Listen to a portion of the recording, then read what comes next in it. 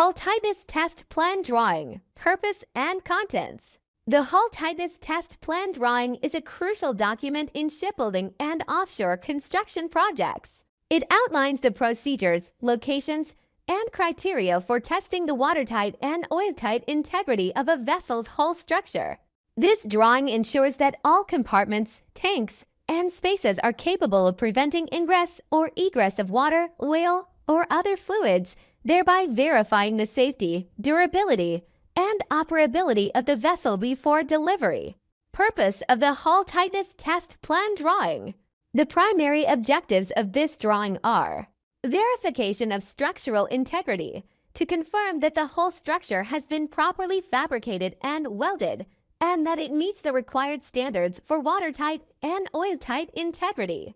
Compliance with classification rules, classification societies such as ABS, DNV, or LR mandate tightness testing for certain compartments and boundaries.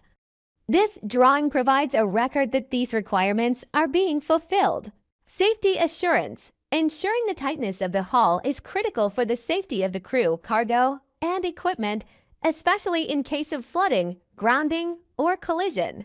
Planning and coordination.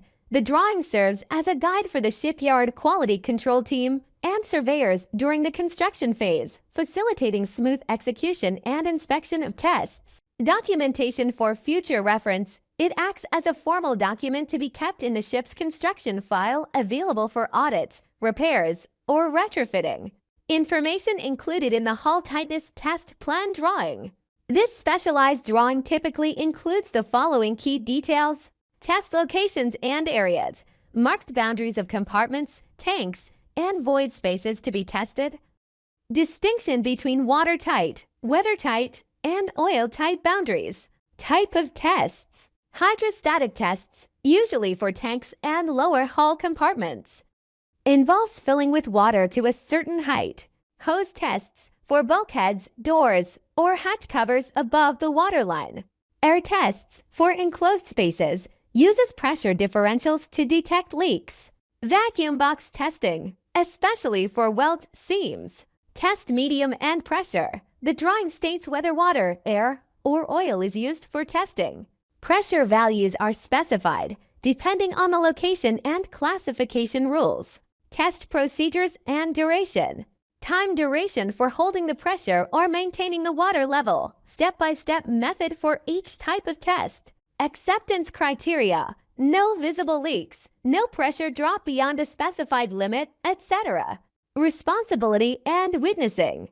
Roles and responsibilities of the Yard Quality Control Department and Classification Society. Boxes for test results, inspection dates, and surveyor approvals. Notes and references. Reference to Classification Society rules and standards, for example, IACS, IMO, SOLAS, ... closing parenthesis. Notes about surface preparation, weather conditions, or restrictions during testing. Conclusion. The Hull Tightness Test Plan Drawing is not just a technical document. It is a cornerstone of quality assurance in shipbuilding. It safeguards the structural reliability of the vessel, ensures regulatory compliance, and protects human lives and the marine environment. By clearly defining the scope, method, and standards for testing hull integrity, this drawing plays an essential role in delivering seaworthy, reliable ships.